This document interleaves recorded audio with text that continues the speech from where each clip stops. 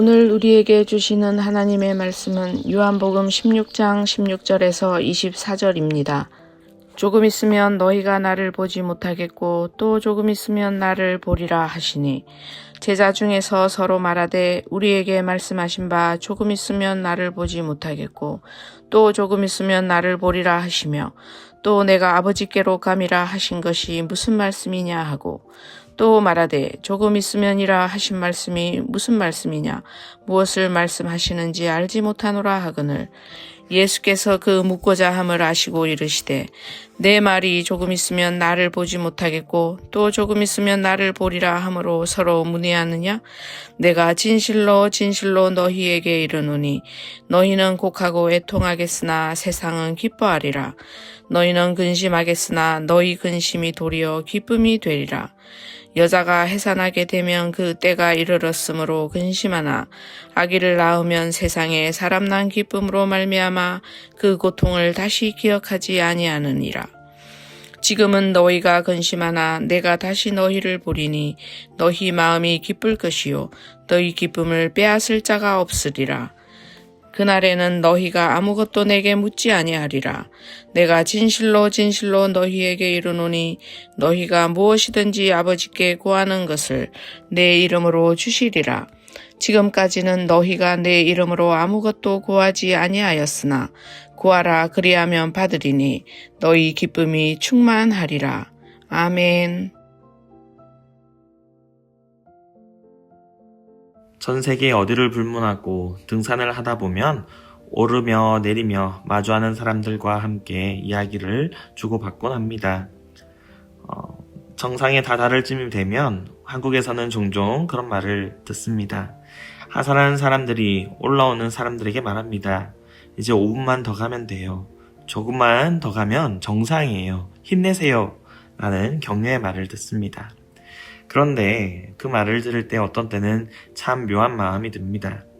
어떨 때는 그 말이 힘이 나서 정말 거의 다 왔구나. 조금만 더 힘내야지 라고 생각하며 올라가기도 하고 어떤 때는 오히려 그 말들이 막막하게 다가올 때가 있습니다.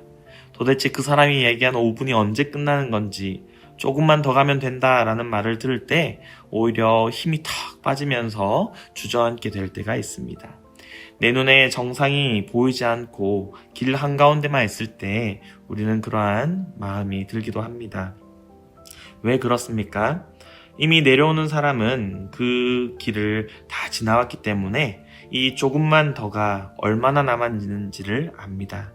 그러나 올라가는 사람은 그 말을 들어도 정확히 알 수가 없습니다. 왜냐하면 눈앞에는 여전히 경사가 있고 다리는 무거워지고 숨은 차오르고 눈에 정상은 보이지 않기 때문입니다. 오늘 본문에 나오는 제자들이 꼭 그렇습니다. 예수님께서 말씀하십니다. 조금 있으면 너희가 나를 보지 못하겠고 또 조금 있으면 나를 보리라 하셨습니다. 그런데 제자들은 이 말씀을 듣고도 뜻을 알지 못합니다. 그래서 18절에서 이렇게 말합니다. 또 말하되 조금 있으면이라 하신 말씀이 무슨 말씀이냐? 무엇을 말씀하시는지 알지 못하노라 하거늘 예수님께서는 이 조금 있으면이라는 말이 무슨 뜻인지 아셨습니다. 조금 뒤 있으면 십자가가 기다리고 있다라는 것도 알고 계셨고 그 십자가 뒤에 부활의 기쁨이 온다라는 것도 알고 계셨습니다. 그러나 제자들은 예수님의 말씀을 들어도 알지 못했습니다. 예수님은 길의 끝을 보고 계셨지만 제자들은 눈앞에 어둠만 보고 있었기 때문에 예수님의 말씀을 온전히 이해하지 못하고 있었습니다. 예수님은 이 짧은 슬픔 뒤에 큰 기쁨이 온다는 것을 알고 계셨지만 제자들은 지금 다가올 이 슬픔 때문에 마음이 무너지고 근심하며 있었습니다. 우리의 삶에도 이런 조금 있으면이라는 시간이 있습니다. 우리 주님께서는 분명히 우리에게 조금만 참으라, 조금 있으면 내가 다시 오리라 라고 말씀하셨는데 우리는 그 뜻을 잘 모를 때가 있습니다. 주님은 분명히 일하고 계시는데 우리는 지금 눈앞에 우리 눈에 보여주는 그 오르막만 보일 때가 있습니다. 우리 주님께서는 이 길 끝에 무엇이 있는지 알고 계시는데 우리는 지금 내 발밑에 돌뿌리와 가쁜 숨과 무거워지는 다리만을 느낄 때가 있습니다. 그럴 때 오늘 주시는 우리 주님의 말씀이 생각나기를 바랍니다. 오늘 말씀을 통하여 더 점점점 깊어지는 이 근심의 골이 기쁨의 산으로 변할 것을 확신하며 소망하며 살아가는 저와 여러분 되시기를 간절히 바랍니다. 첫째로 우리의 근심은 주님이 보이지 않는 시간 속에서 점점 더 깊어집니다. 오늘 본문에서 예수님은 제자들에게 이렇게 말씀하셨습니다. 조금 있으면 너희가 나를 보지 못하겠고 또 조금 있으면 나를 보리라. 그런데 제자들은 이 말씀을 듣고도 무슨 말씀인지 이해하지 못하였습니다. 여기서 우리가 먼저 보아야 할 것은 제자들의 근심이 단순히 예수님의 말씀이 어려워서 생긴 것이 아니다라는 사실입니다. 말씀이 이해되지 않는다는 것은 곧 앞으로 닥칠 현실도 이해되지 않는다라는 뜻이기 때문입니다. 그래서 제자들은 지금 단지 궁금한 것이 아니라 점점 더 흔들리고 있는 것입니다. 주님이 보이지 않는 시간은 단순히 외로운 시간이 아닙니다. 무슨 일이 일어나고 있는지, 왜 이런 길을 지나야 하는지, 이 시간이 어디로 가는지 알 수 없는 그러한 상태가 지속되는 것이죠. 그리고 바로 그때 우리의 근심은 더욱더 깊어집니다. 성도의 근심은 단지 형편이 어려워서만 깊어지는 것이 아니라 주님의 뜻이 보이지 않고 주님의 손길이 느껴지지 않고 주님이 멀게만 느껴지는 시간 속에서 점점 더 깊어집니다. 예수님은 제자들이 겪게 될 상태를 분명하게 말씀하십니다. 너희는 곡하고 애통하겠으나 세상은 기뻐하리라. 너희는 근심하겠으나 이 근심은 가벼운 불편함이 아니라 깊은 슬픔이고 가슴이 무너지는 아픔입니다. 제자들은 예수님께 삶의 모든 방향과 소망을 걸었기 때문입니다. 고난도 힘들지만 이해되지 않는 고난은 더 힘듭니다. 슬픔도 아프지만 이유를 알 수 없는 슬픔은 더 힘듭니다. 그런데 여기서 바로 중요한 사실이 하나 드러납니다. 19절입니다. 예수께서 그 묻고자 함을 아시고 이르시되. 제자들은 아직 입을 열어 제대로 묻지도 못했지만 예수님께서는 이미 그들의 혼란과 근심을 알고 계셨습니다. 즉 제자들의 근심은 예수님의 무관심 속에 놓여 있는 것이 아니라 예수님의 그 아는 범위 안에 있는 근심이었습니다. 사랑하는 성도 여러분, 우리 주님께서는 모르시는 일이 없습니다. 우리의 마음속의 근심마저도 주님께서는 모든 것을 알고 계십니다. 주님이 보이지 않는 시간에 근심하는 것은 이상한 일이 아닙니다. 아무리 기도해도 왜 이렇게 답답한지, 왜 기도해도 주님께서 멀게 있는 것만 같이 느껴지는지 우리는 그러할 때가 있습니다. 주님이 보이지 않는 시간은 원래 근심이 깊어지는 시간입니다. 그러나 주님이 보이지 않는다고 해서 계시지 않는 것은 아닙니다. 제자들은 알지 못했지만 예수님은 알고 계셨고 제자들은 길을 잃은 것 같았지만 예수님께서는 정확히 십자가의 길을 걷고 계셨습니다. 그러므로 우리는 내가 알지 못하는 그 자리에서도 그 묻고자 함을 아시는 주님을 신뢰해야 합니다. 우리의 답답함과 흔들림도 결코 주님께서 알고 계신다라는 것을 우리는 확신하며 주님 앞으로 나아가야 합니다. 그렇다면 주님은 왜 제자들에게 이런 근심의 시간을 지나가게 하시는 것입니까? 예수님은 곧이어 너희 근심이 도리어 기쁨이 되리라 라고 말씀하십니다. 우리의 근심이 어떻게 기쁨으로 바뀌게 될까요? 우리의 근심은 예수님의 십자가와 부활을 통해 기쁨으로 바뀝니다.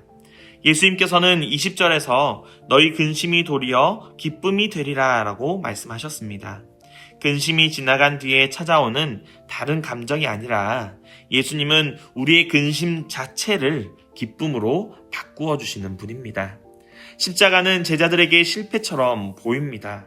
그러나 예수님께서는 십자가를 지나 부활로 나아가심으로 제자들의 근심을 빼앗을 수 없는 기쁨으로 바꾸십니다. 성도의 기쁨은 슬픔이 전혀 없는 상태가 아니라 슬픔을 통과하고 십자가를 지나 부활로 들어간 기쁨입니다. 예수님께서는 21절에서 해산의 비유를 말씀하십니다. 해산은 피할 수 없는 근심이자 진짜 아픔입니다. 그러나 그 고통은 죽음의 고통이 아니라 생명을 낳는 고통이며 새로운 시작을 가져오는 고통입니다. 십자가를 보는 제자들의 눈에는 모든 것이 무너지는 것처럼 보였지만 십자가는 끝이 아니라 부활의 새 생명으로 나아가는 길입니다. 그래서 예수님께서는 22절에서 지금은 너희가 근심하나 내가 다시 너희를 보리니 너희 마음이 기쁠 것이요 너희 기쁨을 빼앗을 자가 없으리라 라고 말씀하십니다. 제자들의 기쁨은 시간이 지나서 자연히 생기는 것이 아닙니다. 부활하신 예수님께서 다시 찾아오시기 때문에 생기는 기쁨입니다. 세상이 주는 기쁨은 형편과 건강에 따라 빼앗길 수 있지만 부활하신 예수님으로부터 오는 이 기쁨은 상황 위에 서 있는 것이 아니라 죽음을 이기신 주님 위에 있기 때문에 아무도 빼앗을 수가 없습니다. 사랑하는 성도 여러분, 주님 안에서 우리의 슬픔은 끝이 아니라 변화를 기다리고 있는 슬픔의 상태입니다. 성도가 절망 속에 머물지 않는 이유는 우리의 마지막이 십자가에서 끝나지 않기 때문입니다. 우리 주님께서 주신 그 십자가의 부활의 생명을 우리가 믿고 살아가기 때문입니다. 예수 그리스도께서 십자가에서 죽고 부활하신 그 일이 우리에게도 여전히 일어날 일이기 때문입니다. 성도의 기쁨은 환경이 아니라 오직 십자가와 부활의 주님에게서부터 옵니다. 그렇다면 부활하신 주님이 주시는 이 빼앗을 수 없는 기쁨은 우리의 삶에 어떻게 이어집니까? 예수님은 단지 기쁨을 약속하는 데서 끝나지 않고 그 기쁨이 이제 아버지께 구하는 삶으로 이어질 것이라고 말씀하십니다. 우리의 기쁨은 예수님의 이름으로 아버지께 구하는 삶으로 이어진다라는 것입니다. 예수님이 주시는 기쁨은 마음속의 감정으로 끝나지 않습니다. 이 기쁨은 하나님 앞에 서는 방식과 우리 삶의 태도를 바꾸어 놓습니다.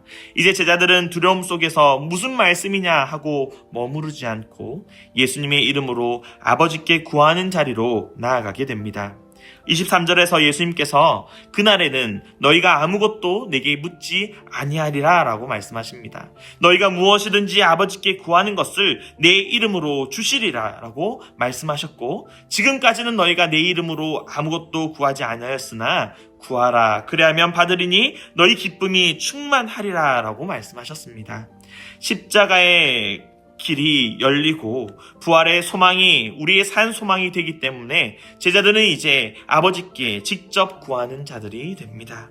예수님의 이름으로 구한다라는 것은 우리의 습관적인 맺은 말이 아닙니다. 예수님의 공로를 의지하여 예수님께서 열어놓으신 은혜의 길을 따라 십자가의 그 길을 따라 아버지께로 나아간다라는 뜻입니다. 예수님은 기도를 단순히 허락하신 것뿐만 아니라 구하라라고 명령하십니다. 왜냐하면 하나님께 구하는 삶이야말로 제자들이 들어가게 될 새 삶의 방식이기 때문입니다. 기쁨과 기도는 떨어져 있지 않습니다. 예수님의 이름으로 아버지께 구하는 삶 속에서 성도의 기쁨은 더 깊어지고 충만해집니다. 우리 인생의 참된 기쁨은 우리가 기도하는 그 시간에 하나님으로부터 우리에게 찾아옵니다. 그러므로 오늘 우리에게 필요한 것은 단지 슬픔이 변하여 기쁨이 되기를 바라는 것이 아니라 예수님의 이름으로 아버지께 구하는 삶을 회복하는 것입니다. 우리 인생에 답답할수록 두려울수록 근심이 밀려올수록 더욱더 아버지 앞에 나아가야 합니다. 친히 구하라 그리하면 받으리니 너희 기쁨이 충만하리라고 약속하셨기 때문입니다. 사랑하는 성도 여러분, 우리는 근심이 오면 혼자 견뎌보려고 하고 스스로 답을 내보려고 합니다. 그러나 예수님은 그런 우리를 기도의 자리로 부르십니다. 근심을 품고 주저앉아 있지 말고 예수님의 이름으로 아버지께 담대히 나아가는 저와 여러분이 되시기를 간절히 바랍니다.